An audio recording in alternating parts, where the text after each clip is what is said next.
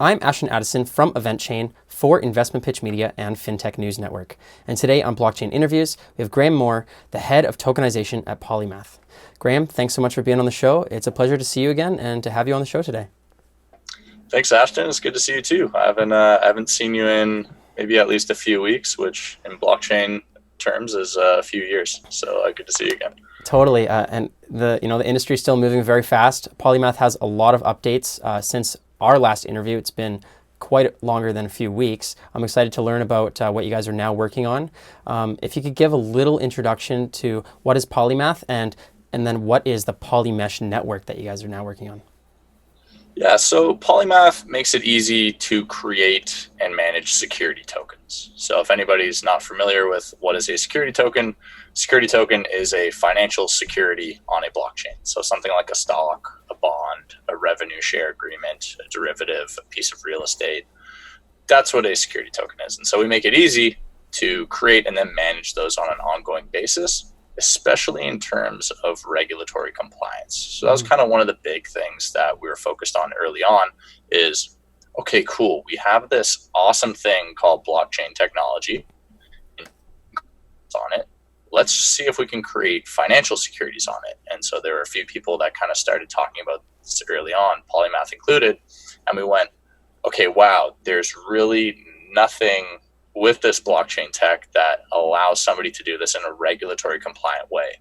And the main thing being transfer restrictions. So let's say you wanted to create a financial security and you issued it to somebody with an ERC20 token and you KYC and AML that person and you said, okay, yeah, no, I know that they say they are. That's awesome. I've satisfied all my accredited investor requirements if you have any of those, and I issue them the token. And on day one, that person just turns around and can sell that token to anybody on earth. And that's a really big no-no in the world of financial securities. So that was kind of the big thing that we looked at early on was, okay, this is kind of step one is how do you implement these transfer restriction things to ensure that only the correct people are allowed to hold and trade these financial. And we started going down the rabbit hole in terms of the regulated financial world where, okay, how can you have volume transfer restrictions? How can you make it easy for security token issuers to pay dividends? How can you make it easy for them to conduct voting with their shareholders? So on and on, we've been building out all of the infrastructure, all of round layer of how can we have actual regulated financial securities on blockchains. And so you asked briefly about Polymesh. So Polymesh is kind of the next step in terms of the evolution of what financial securities look like on blockchains. And so initially, we started building all of this technology on top of Ethereum. Ethereum was live at the time when we started this back in 2017. It had a pretty strong community that was growing around it. And you could actually build something right then. And you could get people using it. And you could see, okay, is there actually a market for this? Is there product market fit? And can we get distribution of people using this technology right now? And we learned, oh, yes, we can. That's awesome. That was great. So to this point, there's been about 180 security tokens created using Polymath on top of Ethereum. That's awesome. And we're incredibly excited about that. But as we've kind of gone on this journey, and as we start talking to more and more large institutions about security tokens and about blockchain tech, there's a few problems with using Ethereum or something like Ethereum. And they mainly center around things like KYC and AML, the confidentiality of transactions being another big one. So on the KYC and AML side, that's really where a lot of our tech was built on Ethereum is, okay, well, on Ethereum, wallets really know two things. They know how much ETH or other tokens are in this wallet and what is the account or the address associated with this wallet. So 0x123ABC. It knows nothing about identity. And so a lot of what our tech was building on Ethereum was, okay, well, how can you actually build an identity solution on top of Ethereum? And it worked, right? You can restrict transfers. You can make sure that people have to go through a KYC process to get a hold of these tokens. You can link people's identities to these Ethereum addresses. And it works, right? But it's not a very elegant solution. And the other one with KYC and AML is around mining. So on Ethereum, anyone can be a miner. Right. So let's say I'm in Toronto, you're in Vancouver right now. Let's say RBC wants to trade a security token with BMO using Ethereum. So BMO sends $10 worth of ETH to RBC. RBC sends security tokens to BMO. Where does the ETH go that pays for the gas in that transfer? Right? Nobody knows. It goes to some miner who is rewarded based on that transaction and where it ends up in a block, in the next block, right? Nobody knows. So it could go to somebody who's in a sanctioned country. Now that bank, that regulated financial institution, has just sent money to somebody they're not supposed to send money to in the eyes of a regulator. So that was kind of the big thing in terms of KYC and AML. And so with Polymesh, we're going, okay, how can we build a blockchain that has one purpose and one purpose only: regulated financial assets? And so we started thinking, okay, well, there needs to be identity baked into the base layer. So on Polymesh, every single holder of tokens has been KYC and AML verified. In addition, every validator, so we use a proof of stake model. We're actually building on parity substrate, which we can talk about a bit later if you'd like. So every validator, so the people who are validating blocks, they're all permissioned, right? So they've been approved by the network in order to do that. And so they're all regulated entities. So now institutions go, oh, wait, you have this blockchain where there's actually regulated entities that I'm sending transaction fees to. I'm kind of excited about that, right? And so that's what we've been hearing from institutions.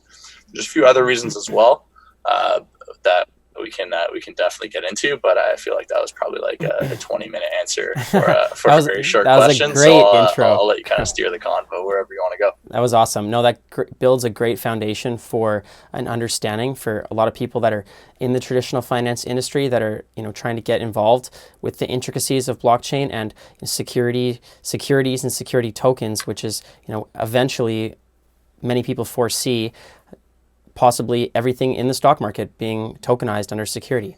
Now, and there was a lot of intricacies that you talked about in the beginning there, but there's also a lot of benefits for corporations to tokenize their shares.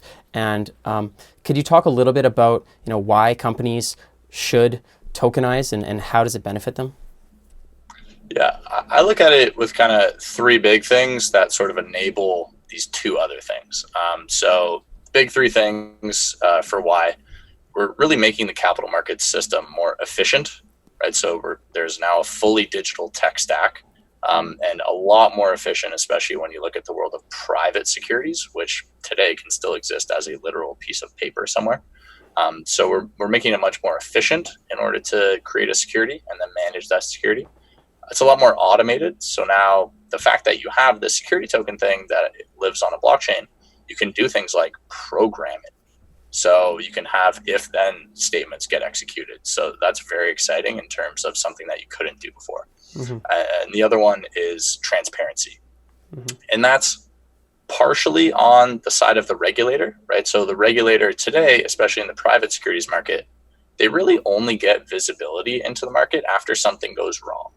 So an investor says, hey, this company did something bad, I'm going to sue them. Then the regulator can start to uncover documents. They go into lawyers' offices, they go into transfer agents' offices, and they kind of have to piece together, okay, what really happened here? Whereas if everything's on a transparent blockchain, the regulator has real-time access into what exactly is going on. So that's really big for them. But the other transparency thing that's exciting is for issuers and investors, security tokens. So we're working with a number of companies now. One of them is in Australia. They're called Market Lend, where they deal with short-term loans and convertible notes. And so they were saying to us, we need to make sure that our investors into these instruments can see what's happening on the blockchain, because previously they'd have 30 different investors and 2 lawyers and a transfer agent somewhere and an issuer, all with just Excel spreadsheets saying, hey, this is how many shares I think I have after the last raise. And then you just have to go, wait, what? No, you don't have that many. And then you have to reconcile all that stuff. But when there's one source of truth, that makes everything so much easier, right? And so those three big things, efficiency, automation, transparency, they kind of lead into, especially on the efficiency side of things, enabling new products to get created. And so one of those, just a very simple example, is something like a revenue share agreement. And so revenue share agreements have existed in the past, but what about a revenue share agreement where you can pay out those revenue share dividends on a daily basis or on a weekly basis, right? Because typically in traditional financial markets, if you want to send a dividend to your shareholders, you're going to have to send a wire transfer, right? So you're paying thousands of dollars every time you want to send a dividend. So people don't really send dividends all that often. It might be quarterly, it might be monthly. But once you make the entire capital market stack digital and very efficient, we can do a lot of very interesting things, and we can create a lot of new products that aren't really utilized today. And then the other one is liquidity. So again, we talked about kind of making the capital market stack more efficient. You also make trading more efficient. And we're really moving from a world where in the stock market today, trading is like T+2. So when you make the trade to somebody, it actually settles 2 days later, to a world where it's more like T0, right? So that's why, if anybody's heard of T0, it's called T0 because you can actually get to a world where the trade is the settlement. So that's also very exciting. And it just makes trading a lot more easier, which hopes to unlock some of that liquidity for assets that previously didn't trade because it was too hard and too complex and too expensive to trade. Yeah, that's great. Great points. And I can definitely see how, the automation and the efficiency, even just cutting down legal costs and being able to automate things through smart contracts has huge advantages. So thank you for that. And now speaking of automation and smart contracts, with the Polymesh network, is this network going to be just used to host these tokens and to do the transfers, or is it really like a full blockchain network that also will have smart contract functionality, decentralized applications, and all of the other things that are built on like Ethereum and EOS and whatever the other popular blockchains are? Yeah, so it's a blockchain, right? So we are building a blockchain. It's not limited in any way really like that. But what I will say is that it's optimized and purpose built for financial securities to exist on. That's really when we started looking at all the options that were around. So you mentioned EOS, you mentioned Ethereum, some of these other chains that exist today. We said, okay, nothing is purpose built for securities. And so we started looking at ways that we could do that. We actually landed on using the parity substrate framework in order to build our blockchain. And it's actually really nice because it's modular by design, where you can kind of pick and choose, okay, I want this piece, I don't want this piece, I want this piece, but I want to tweak it a little bit. And you can actually build your own blockchain that way. And so it's very, very nice. So people can build smart contracts on top of Polymesh. People can build dApps on top of Polymesh. It is a full blockchain that people can use kind of to their heart's delight. But really, it's been optimized so that we can say to institutions, we can say to regulated players in the financial industry, here is the blockchain that you've been waiting for financial securities. Great. And I know you guys made the announcement at Consensus along with the co-architect Charles Hoskinson. So congratulations to that back in the summer of 2019 here, in the beginning of the summer.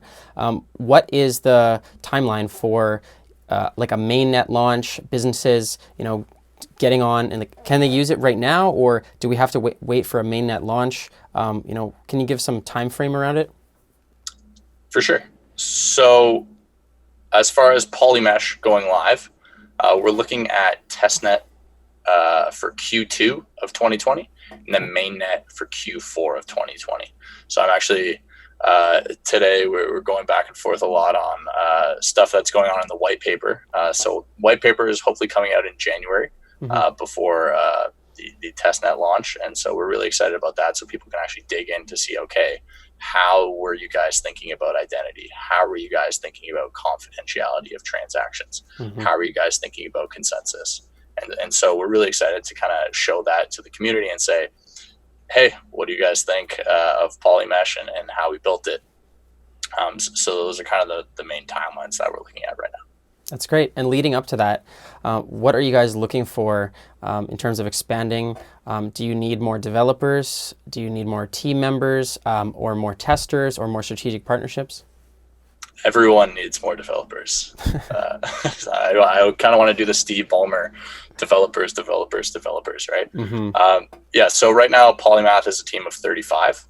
About half of those are developers. I actually joined back in 2017 as the first employee. So I've kind of gotten to see the massive growth and excitement that is Polymath from the very beginning. And it's crazy to just go, okay, cool. we have this amazing team of people that I think are some of the smartest people I've ever met in my whole entire life. 35 people now working on this solution to how can we actually make capital markets more efficient, more automated, and more transparent. And yeah, of course, we're definitely looking for developers. If there are any developers, please hit me up any time of day. Check out our website. We've got a careers page as well over there that you can check out. And you mentioned other partners. That's a big area as well, for sure. And we talked about institutions, and really that's where we see that huge amount of adoption coming in the security token space is with institutions. And at Polymath, we're really big fans of partnering. We want to build the base layer technology for security tokens. We want to partner with other people who are focused on their own areas of expertise. So today, when you use Polymath, our product on Ethereum, we call it the Polymath Token Studio. You can create a security token in about 10 minutes.